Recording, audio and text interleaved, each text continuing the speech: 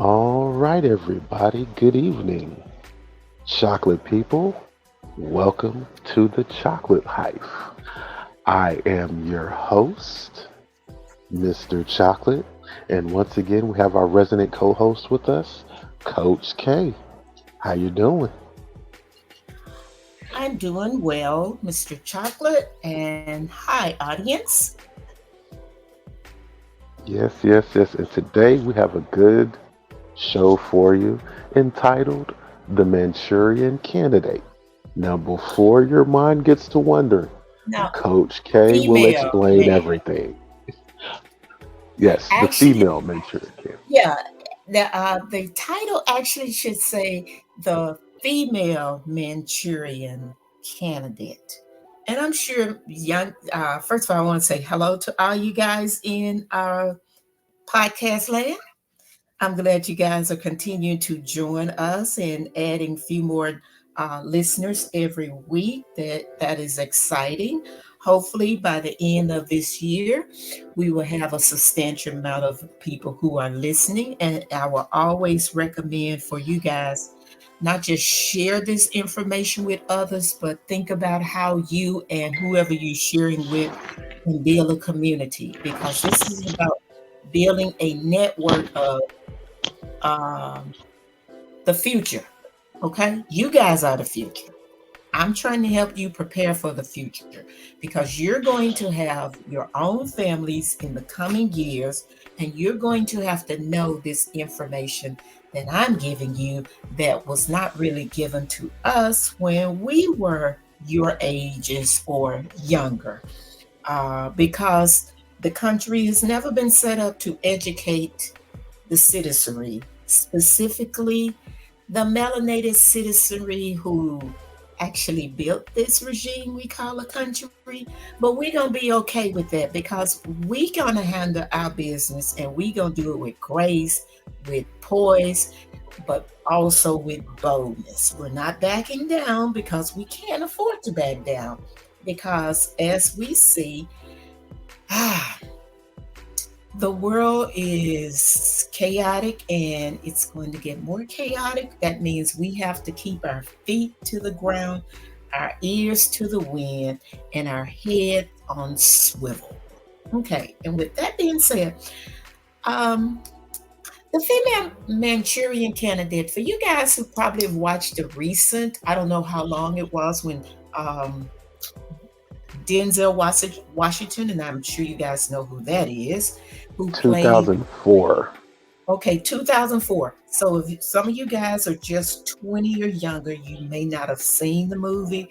And if by all means, we've given you some resources to actually review in the past, add this one to that. But don't just watch the one with Denzel Washington, because Denzel Washington, and this is also based on a book. And I'm going to tell you in a moment why it is important for us to understand what a Manchurian candidate is, and you can do your own research so you can understand how this is playing out. Specifically, if you're not in America, if you're in the Caribbean, if you're in Europe, if you're in Southeast Asia, if you're on the continent, if you're in any one of those different areas versus being in the United States, you see for yourself that, and I'll use Bangladesh. Bangladesh just overthrew their government. Young people hit the street and they meant business. And now they have a Nobel Prize person who is leading the country while they transition into new leadership. You got young people who are working with this Nobel Prize person who decided to help make this transition possible because young people are doing things new and they're doing things boots on the ground, and they are doing stuff that their parents and their grandparents should have done but did. Doesn't matter which country it is. Uh, they didn't do it here, and they call the United States the quote unquote the most progressive country in the world. But you do know, if you're listening to this podcast, you know it may be a progressive country for them making and pillaging off of all of the countries that are melanated around the world and destroying their government. But we have front seat experience dealing with the tyranny of the white supremacy, people who love white privileges, who have run the country and tried to destroy everything we've built. And yet, still, we have prevailed because that is the substance that we are made of. And you guys, you're not listening to this podcast if you're not made of that. That is the reason you're listening. So just know that these are some of the things that it is translatable. Doesn't matter if you um, don't even I fully understand America. If you out of the, if you out of the country or not, you are dealing with your own experience of the elites. Doesn't matter if they're pale skinned or if they're dark skinned. The dark skinned, quote unquote, elites have been taking their talking points and they have been taking their behavior from the pale skin. And they tried to destroy some young people around the globe, and young people just not having it no more. And I commend you guys for all of the hard work you're doing. And I just say kudos specifically to Bangladesh. I will mention another country later. We now see people on the continent, Nigeria, Uganda, Niger. All of these places are not Niger, Uganda, Kenya. They are young people hitting the streets. And if you notice, the United States are not showing that news because they're busy trying to continue to support genocide and support Ukraine versus Russia. So they're doing all of these wars because that's what the United States has always been famous for. So what I'm going to do, and I'm talking about a female Manchurian candidate, and if you don't know what that is, just look it up. But I'm talking about people right now, but I'm going to give you the backstory to it. Because on January 17, 1961, President Dwight D. Eisenhower made his farewell address, okay, because John F. Kennedy was taking the mantle to be president. But this is what he warned against: the establishment of a military industrial complex. And we know from that statement, that's 1961, that's the President of the United States. We know that nobody has followed that. In his address, and you can find it online, just look in the National Archives under his name. Last name is spelled Eisenhower. He was the president before Kennedy, who was assassinated. He addressed, and this, and really, his address, the transcript is under 10 minutes, but I'm just going to tell you a few things that he talked about. He talked about our military organization today bears little relationship to that known by any of our predecessors in peacetime, or indeed in the fighting men of World War II and Korea. In other words, he said he don't recognize it no more. He said in the Council of Government, I'm just picking a few excerpts. You can actually, like I said, you can pull this up and you can see what he's talking about, because he's warning against what we now have. We have a military industrial complex that runs the United States, and all of the ran by the government of the United States, that's financed by the corporations. We don't have any military. We don't have any political parties in this country. Doesn't matter if you're Republican or Democrats or these so-called be independents. 99% of these people take money from the corporations, because the corporations, as we saw with Joe Biden, when they were ready for him to go, the corporation decided they were taking their money away. So then we saw the former Manchurian candidate and his handler, which is Nancy Pelosi, decide to give Biden his walking papers, which Biden, if you guys remember, Joe Biden would not be president if it had not been for Barack Obama. Barack Obama and the Democratic Party, and this is how they decide who's going to be president, because this is how Barack Obama became president. The Democratic Party decides who they're going to pick, and then they put that person out there and they put all this money behind them, and they run roughshod over what people want. So when Bernie Sanders was leading, because that's who was leading during the 2020 election in the primaries, it was Bernie Sanders. And when they got to South Carolina, Barack Obama came out the mothballs, and he made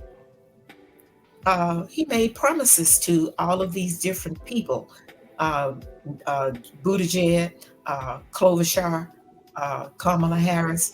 He made deals with these people to not run, in other words, just to suspend their campaign. That's what they call it. It was Super Tuesday. Go back and look at it. They suspended their campaign, and only Bernie was left because Bernie had enough delegates that he could fight. But in the end, Bernie did not fight. Bernie took the carrot, and now we have Joe Biden, which is sad.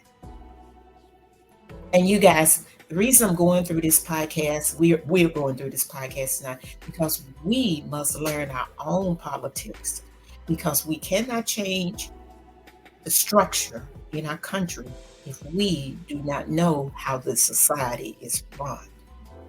Not only are the Republicans our enemy, so are the Democrats. If the Democrats wanted to, Project 2025 would not have gone as far as it has reached. In other words, it has been sealed. These people have worked 4 years to solidify their plans. This is not Donald Trump's plan, regardless if Donald Trump say, yeah, I'll do it. Donald Trump is a seriously ignorant man that only care about money. So this is really not about Donald Trump.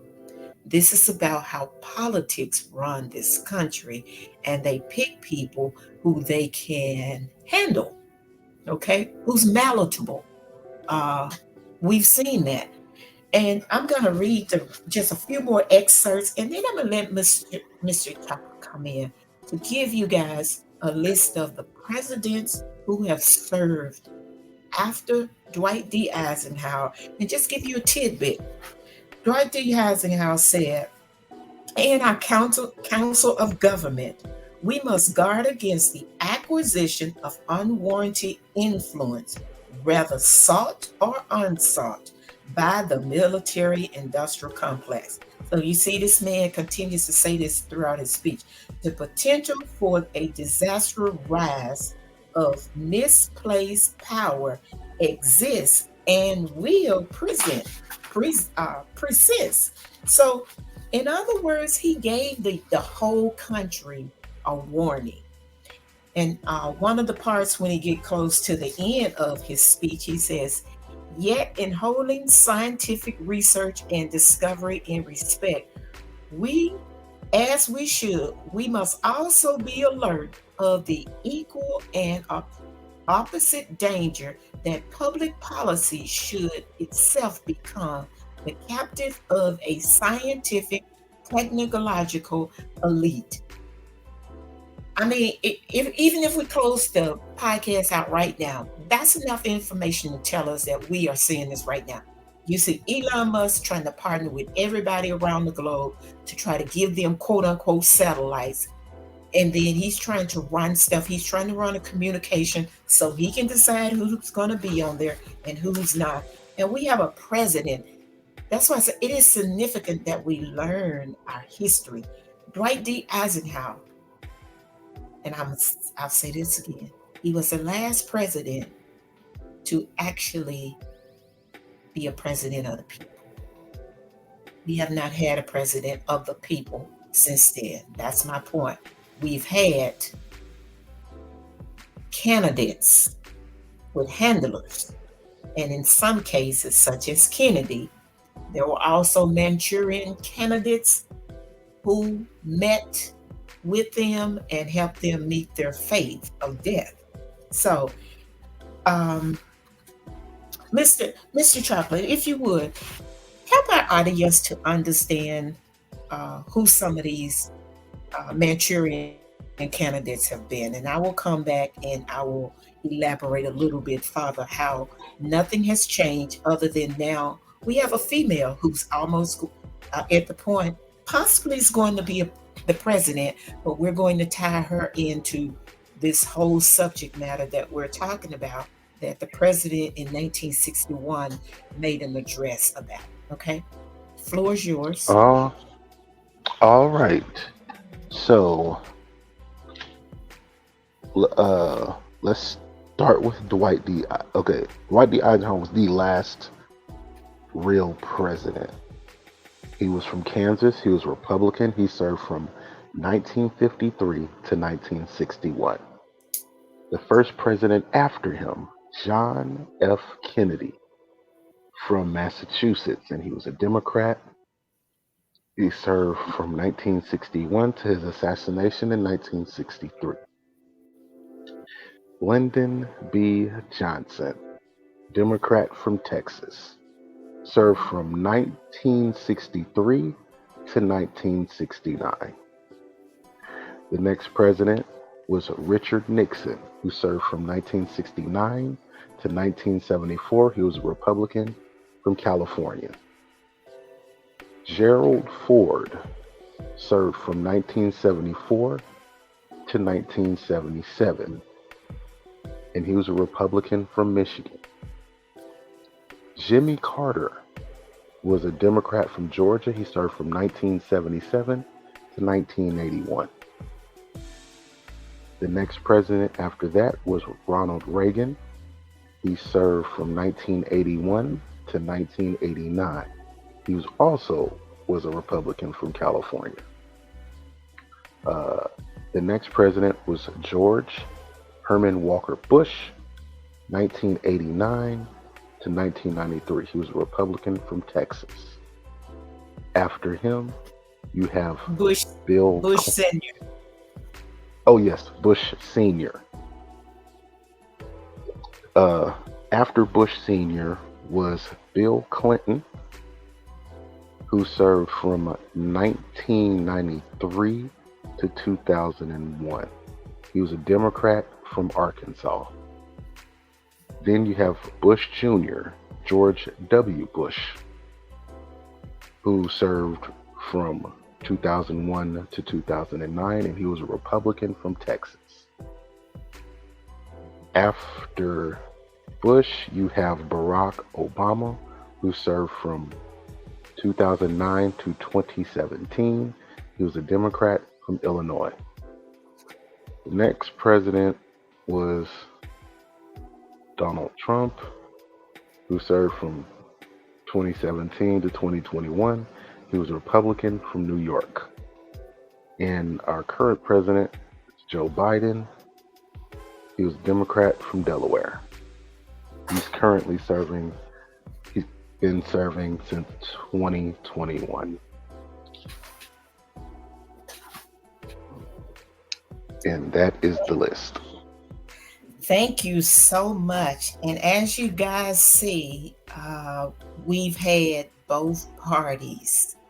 But one thing we need to note, and this is tying into the recent incident, and I will meander back and forth because it's important to know all of the elements.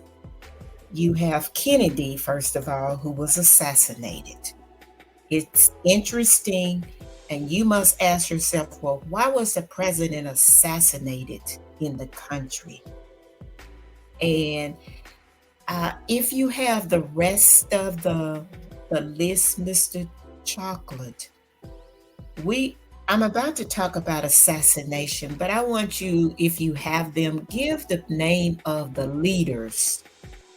Just leaders. They don't have to be president like, Malcolm X and Martin Luther King and many others.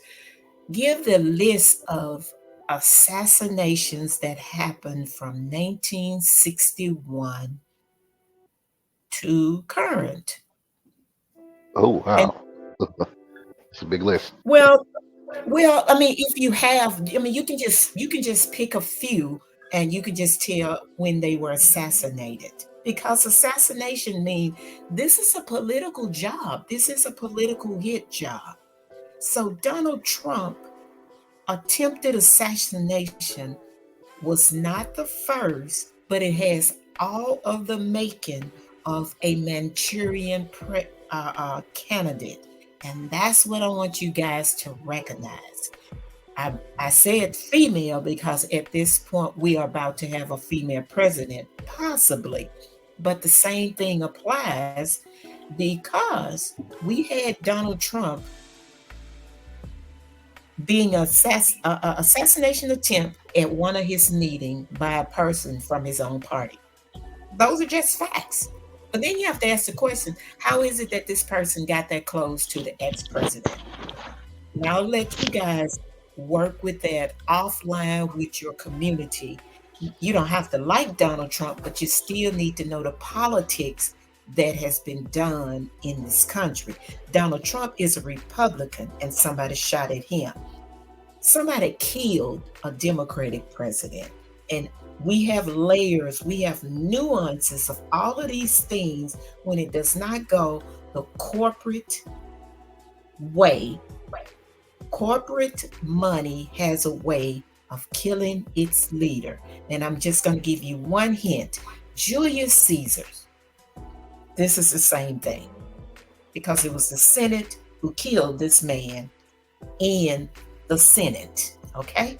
So I just went way back to the Roman days, but I'm gonna reel you guys back in. And if you have those names, give us a list of a few people who died by assassination before I unpack the idea of a Manchurian candidate.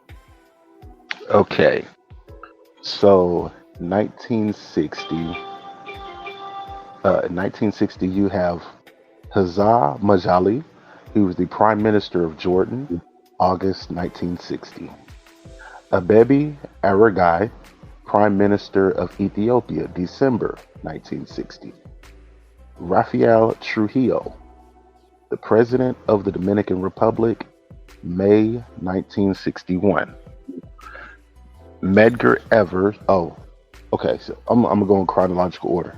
I almost Okay. jumped a little bit. Uh, Louis Ragasor, uh, Rawagasor, President of Burundi, October 1961. Sylvanus Olympio, President of Togo, January 1963. Medgar Evers, 1963. John F. Kennedy, November 1963. Then you have the President of Republic of Vietnam, Ngo Dinh Diem, also November of 1963. Then Jigme Paladin Dorji, the Prime Minister of Bhutan, April 1964. Then you have Hassan Ali Mansour, the Prime Minister of Iran, January 1965. Then you have Malcolm X in February of 1965. Did you forget Patrice Lumumba? Oh my goodness, I had him out of order. You're right. Patrice Lumumba, 1961. Uh, yes, Patrice Lumumba, 1961. This is a pretty big list. Um, Okay, give us about 10 more because I want the audience to feel the gravity of how many leaders around this world were assassinated, and we have to make the connection between the assassinations And this topic we're talking about, it is important. Oh, yeah. Okay, so you were mentioning Bangladesh. Hmm. Okay, check this out. Sheikh Majibur Rahman, President of Bangladesh, August 1975. Mohammed Mansour Ali, Prime Minister of Bangladesh, November 1975. Murtala Muhammad, Head of State, Nigeria, February 1966. Uh, then I skipped Martin Luther King, uh, April of 1968. And then later on that year, you also had Robert F. Kennedy, 1968. Um, ooh, Mohammed Daoud Khan, President of Afghanistan, 1978.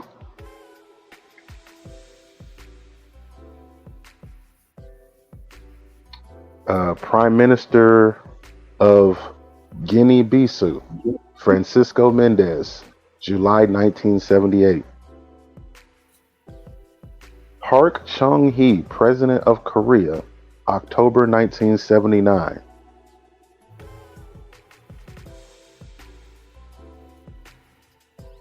Ziaur And we Rahman, and we okay, President and we of can stop. Bangladesh.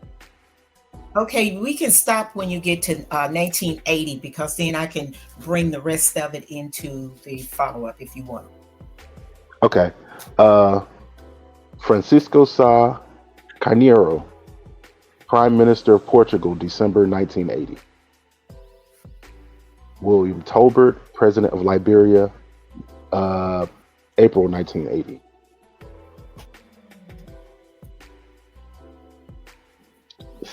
Oh, Sultan Ibrahimov, Prime Minister of Kyrgyzstan, December 19. So the Prime Minister of Kyrgyzstan and the Prime Minister of Portugal were assassinated on the same day, exact same day. So how many people have you actually named right now that was assassinated from 1960 to 1980? I didn't keep count, and maybe somebody in the audience did. But if you would just tell me how many there were.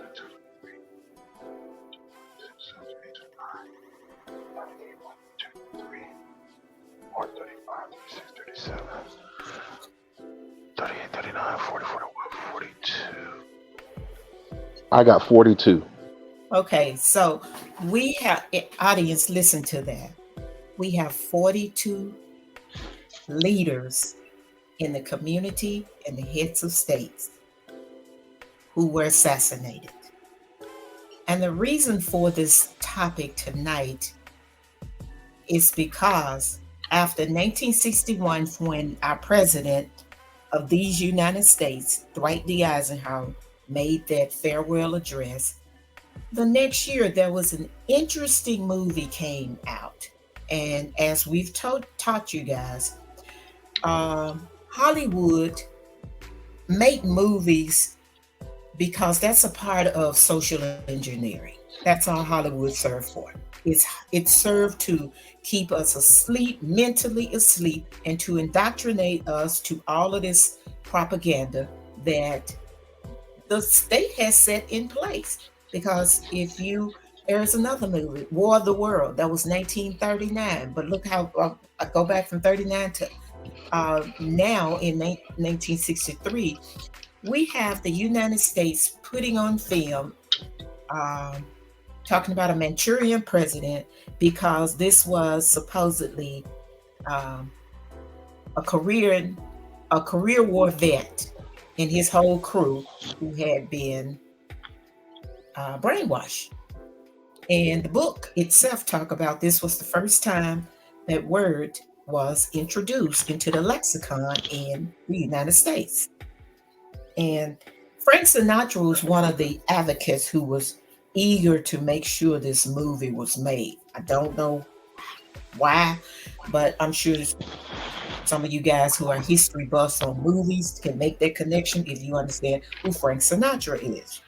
Um, but this movie was made during the height of the United States and the Soviet Cuban Missile Crisis. And what I mean is the Soviet, at that time, it was a Soviet Union, was helping Cuba because Cuba was alone in this regime we call North America, who wanted their own autonomy. Okay. And the United States was trying to do to Cuba the same thing they are accusing Russia of doing to the Ukraine. So this movie is really about, according to the movie, it's about how the Chinese and the communists, okay, the communists, the communist China and the communist Russia brainwash a whole unit of U.S. soldiers. Well, that movie, and if you say movie, most people say that's not true. Well, it is true. It is true because the CIA was doing the same thing in 1950s until 1960, 1973. I mean, 1953 to 1973. So you're talking about 20 years before they dismantled their MK Ultra. And I know if you've heard that word. But the CIA was doing the same thing that this movie was projecting that other nations were doing. So what make our nation any different if we're doing the same thing to people to indoctrinate them and also to brainwash them? If you look at the research that involves John F. Kennedy's brother, Robert Kennedy, there is a young man who's allegedly or was charged with assassinating Robert Kennedy after Martin Luther King was killed earlier that year. Robert Kennedy was killed in June of 68, same year. So these are things we need to know. And by the way, in 1969, Fred Hampton was killed by the United States government. Okay, so United States has a large history of killing people because they see them as a threat, because they want autonomy. They want to be free. Okay, not just Black people in the United States, but melanated people around the world. And Europe have been fighting this war with itself since they came out the caves, but specifically after the Roman Empire fell, because it was a free-for-all. So they've been fighting for dominance, and when they actually destroyed Europe, okay, that's when they branched out other places. But most Europeans stayed in Europe. It was the one who came from North Europe, Northwest Europe, which we call Britain, who decided they wanted to colonize the world. And now we're here. So why is the Manchurian candidate important? Because we had a young man who was supposedly killed, the Attorney General, because that's who Robert Kennedy was in 68. He was the Attorney General. His brother had been killed in 63, and 6 years later, he's killed. You got to ask the question, how does it tie into today?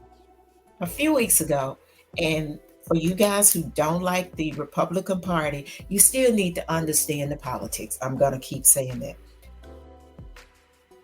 Somebody tried to kill Donald Trump. Regardless if he lied and said he didn't get shot, he did get shot, whatever it is, somebody still shot a bullet at this man. Okay? So we have to ask the question, why? Because it was a Republican. So I'm going to use the Republican Party. I don't know the ramifications. So don't say that I said these are the things that I'm just asking you to put your thinking caps on. Why are these people trying to remove a former president?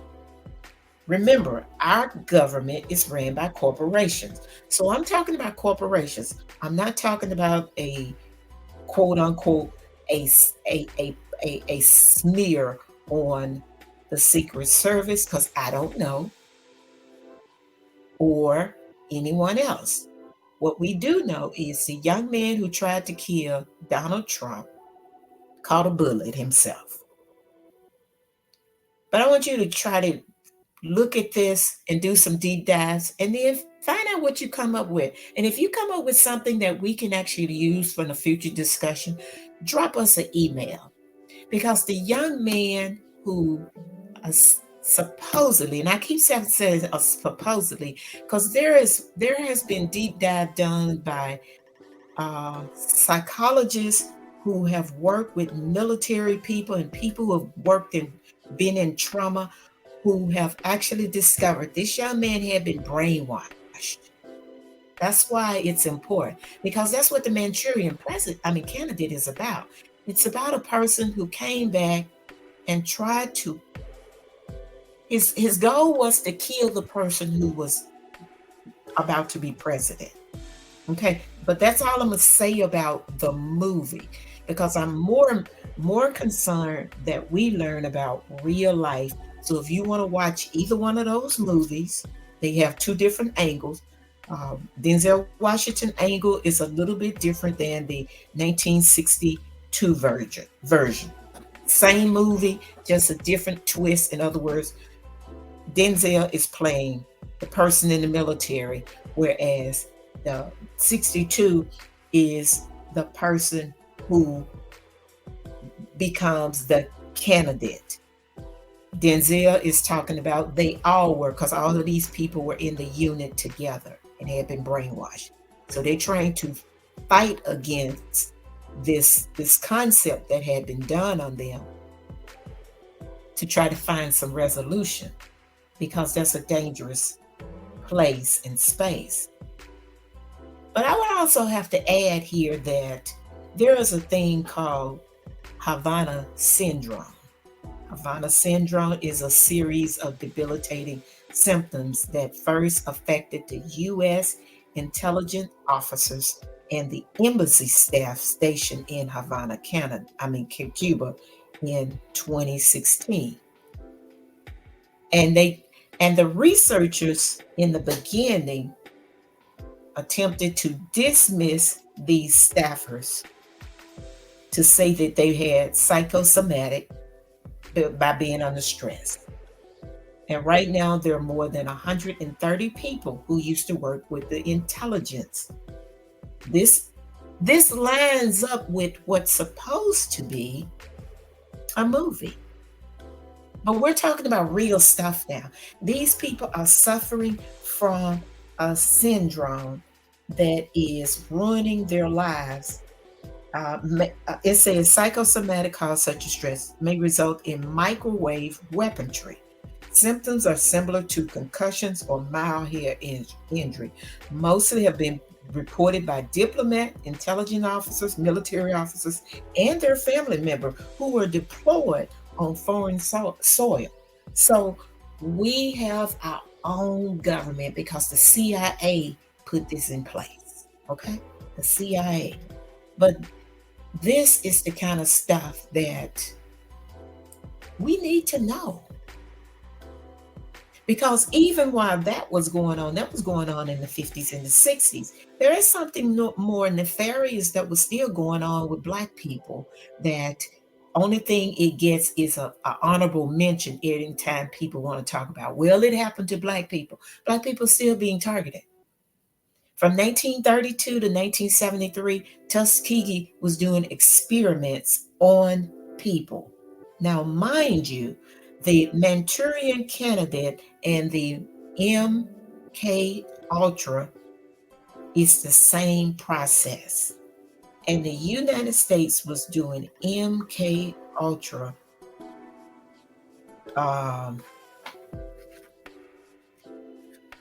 experiments. They were doing that on people and they didn't even know. It says between 1950 and 1960s, like I stated, I'm reading this directly from a website information, and you can actually do the same thing. So the United States They feared, so they say, this is the reason they did. They feared the Soviet Union, Chinese, and North Korea agents agents were using mind control to brainwash U.S. prisoners in war. So, in response, they approved a project called MK Ultra in 1953. This covert operation aimed to develop techniques that could use against their enemies and control behavior with drugs and psychological manipulation. This program involves more than 150 human experiments involving psychedelic drugs, paralytics, and electrical shock therapy. Why do I bring this up? Remember, this is real. The agent kept notorious poor records and destroyed most MK Ultra documents when the program was officially halted in 1973. But all of the information was not destroyed. So, for you guys who are still looking at the assassination attempt, I wonder, and I'm asking you to wonder with me and do research and see what you come up with. I'm not saying this is the case. I'm just looking at it because we're talking about a 20-year-old who went up on a roof. Everybody saw him. Everybody was supposed to be reporting him. Yet at the same time, this person went up there, shot at the president, and that's it. It's like nothing else. Nobody's saying anything else. And then we later find out that his parents are social workers. I'm just asking you guys to do some research on your own.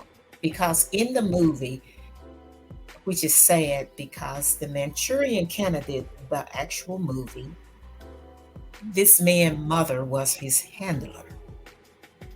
Imagine your mother being a double agent and working against your own government.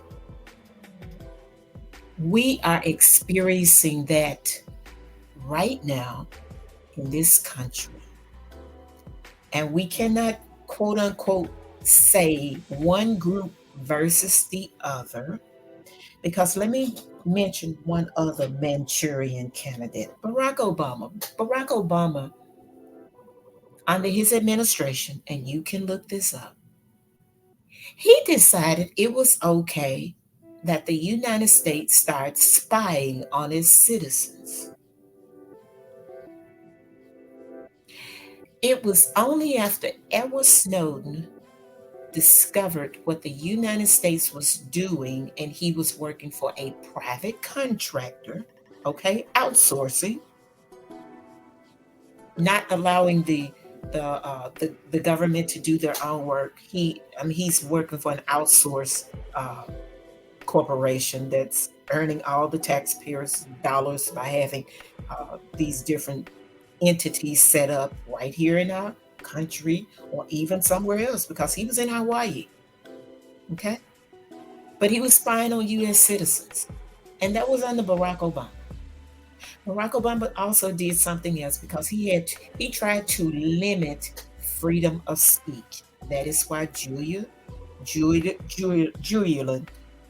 Assange was put in captivity for more than, was it 6 years, 12 years, however long it was. And he just now got out. Because Assange found out that the United States had killed people, killed citizens. These drones that the United States under Barack Obama killed a lot of people. So we got to ask the question, and I think I said this last week, who are Barack Obama's real family? Now we know his mom is dead, but most of you, like I didn't know that the role she had, she still worked for the State Department when she was over in Southeast Asia. But we don't know anything else about Barack Obama's family. And I'm not talking about the Kenyan side.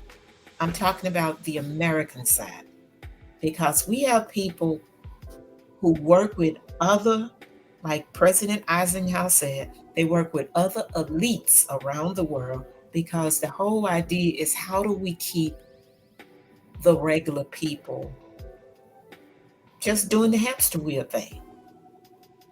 Barack Obama, if it wasn't for him, Joe Biden would not be president.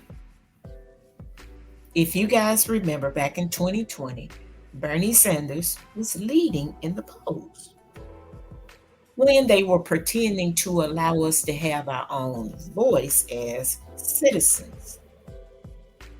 And I'm talking about Democrats now because many of you guys probably ascribe to the concept of being Democrats. I am neither is Mr. Chocolate. We're not affiliated with either one of these entities because what we're trying to do is make sure you're educated.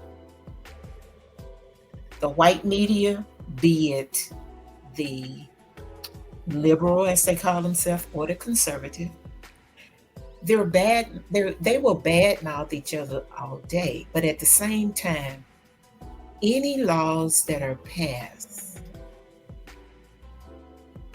neither one of these people ever fight for the citizenry. Nobody fought Barack Obama to say he shouldn't be spying on the citizens.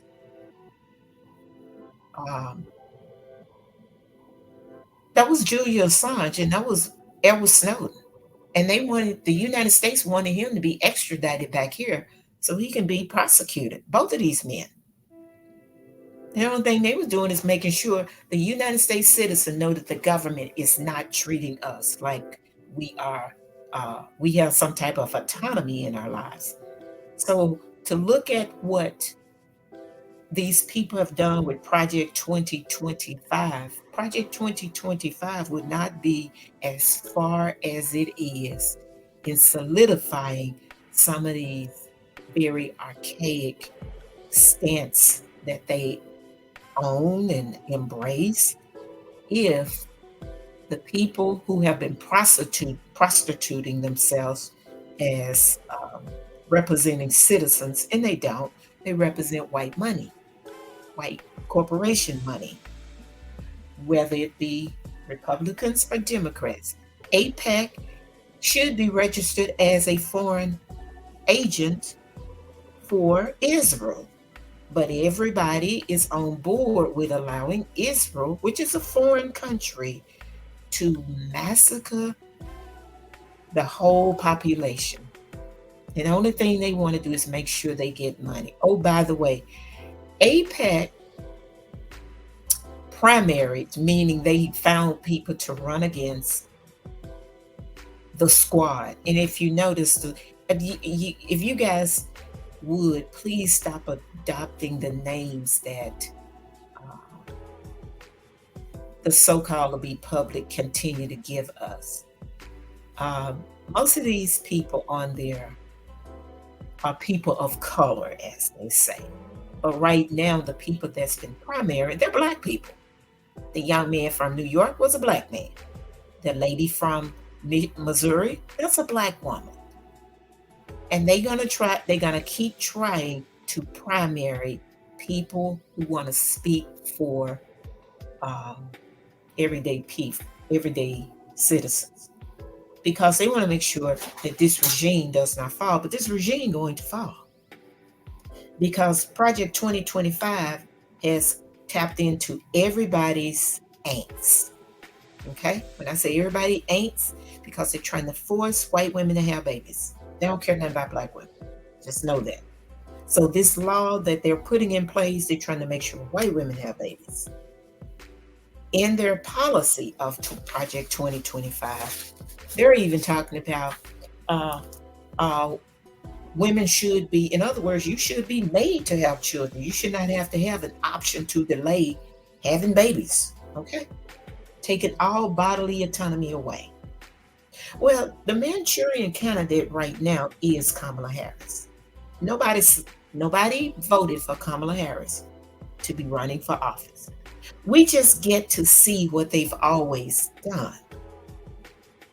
They do backroom deals.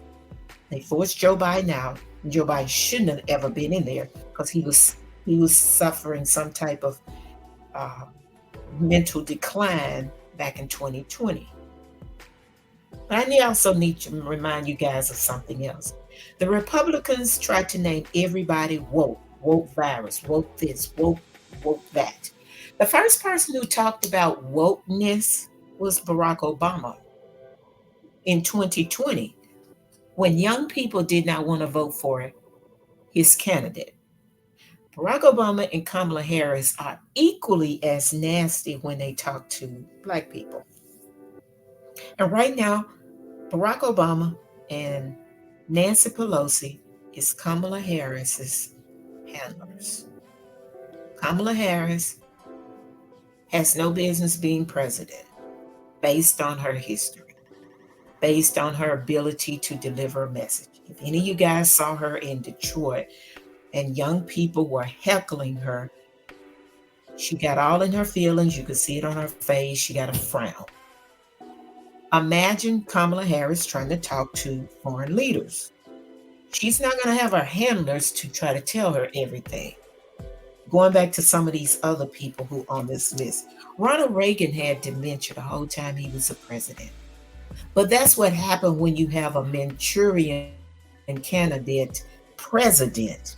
Now the candidates, the actual Manchurians, are the people who do the assassination. That's why the two are kind of blended together in this podcast tonight to talk about them. You can't have one without the other because it's about setting up your own political rulership in the person that you want to. Otherwise, you take them out. Because that's what the candidate in the movie was supposed to have done. He was supposed to take out the actual person that was running for office so he could step in.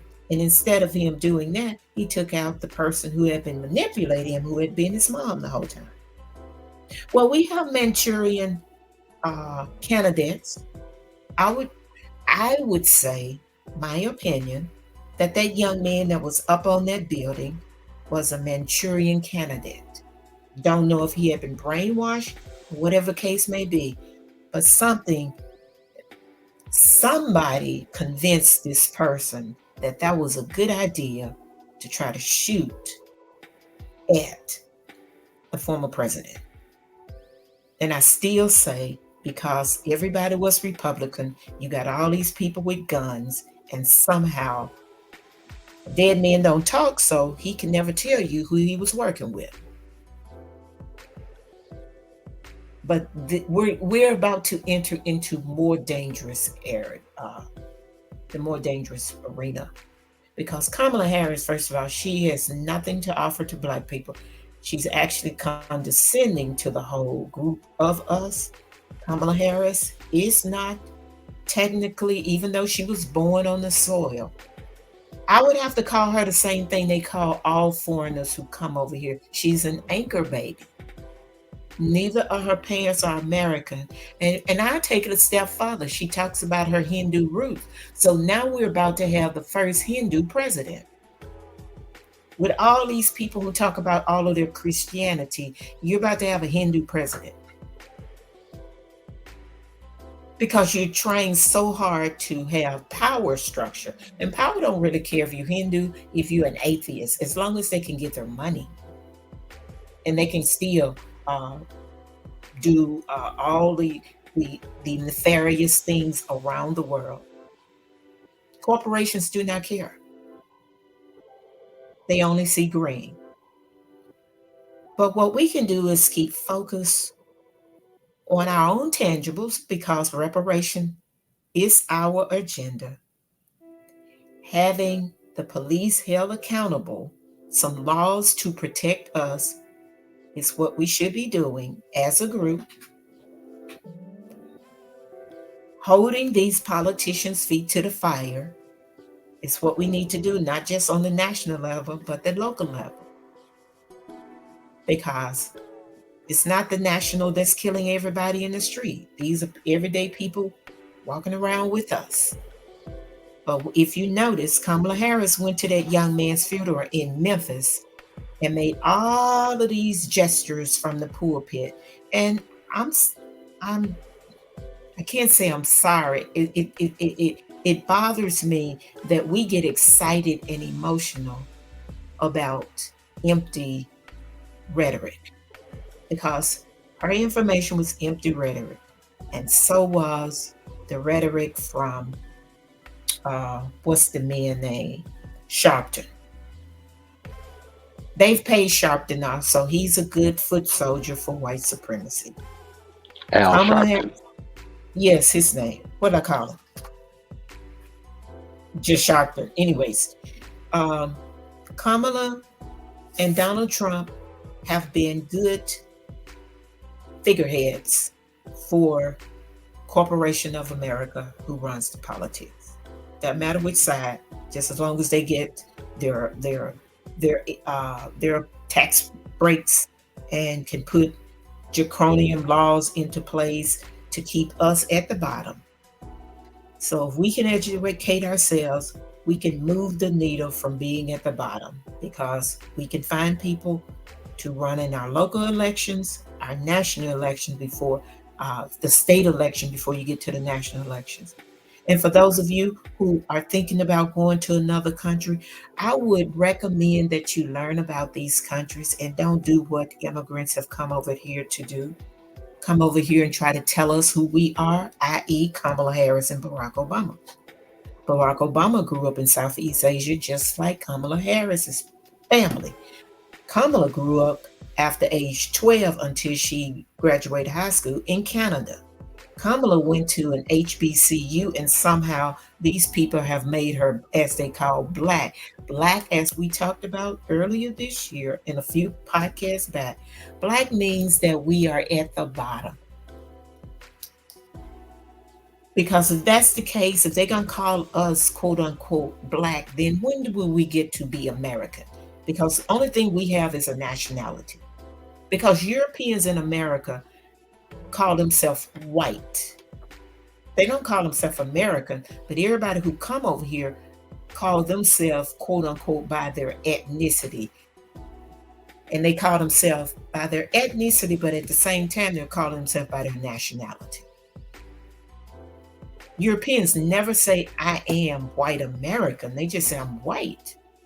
Only time they say make America anything, they're talking about whiteness. They're not talking about the root that made America. Use any country you want to, and somebody would come over here and say, I'll just say Afghan. I'm Afghan. Okay? They're never going to say that the color of their skin, I'm black or I'm white. Because until you get here, it's just your ethnicity. Europeans never use their ethnicity. They just only use a color palette to make themselves to be the leader of the nation. And we have to stop allowing ourselves to have conversation with black people who don't understand anything about that, but they go back to a law that was set up by white people called the one drop rule. For that's, if we're gonna use that idiotic thing, that means all white people should be saying they black too. If we're going to use that concept is not, it's, first of all, it makes no sense. And secondly, Kamala Harris, like Barack Obama, have no experience. And that's what we mean when we say black, because we're talking about political structure. They don't have any experience here on this continent. They don't have any experience in America. They shoehorn themselves like every other immigrant who comes over here and try to tell us Vivek Ramaswamy, Usha Vance, Nikki Haley, all of these people who came from India, either white India or black India. It's still not us. We are the original Indians from here. We're not Southeast Asian Indian. And that's the brilliancy of white supremacy. It has taken one word, and that's Indian, and it has removed it from the Indian here and moved it to Southeast Asians from a place somewhere else. And you don't have to worry about the people here who call themselves Indian standing up for anything because they have their white cards and they have government benefits and they have all our legacy and lineage to walk around with their tags to say that they're Indians. But they don't fight for anything that has to do with us. So I'm hoping that I've given you enough to at least start looking at what it means to be a Manchurian candidate and why it's involved in the political structure around being a president and around being, if the president is not who they want to be president, that they will assassinate them like they did John F. Kennedy.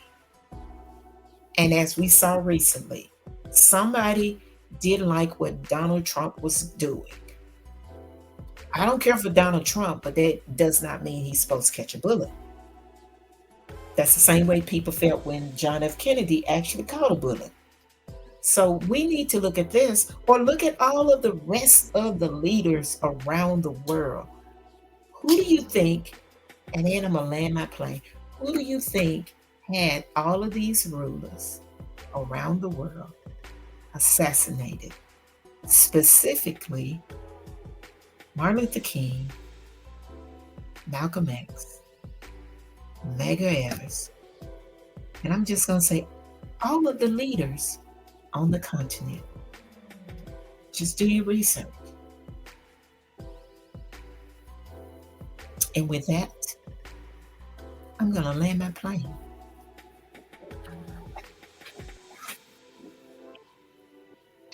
All right, chocolate people.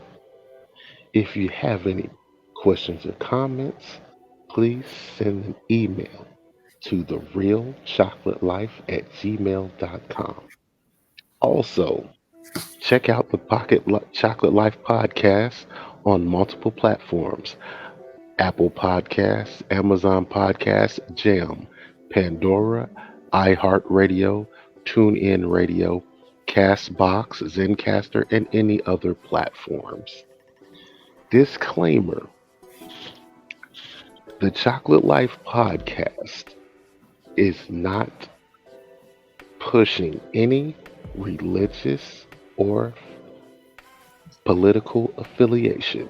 We are literally speaking and giving out information, and it is up to you to use the information at your disposal. Now,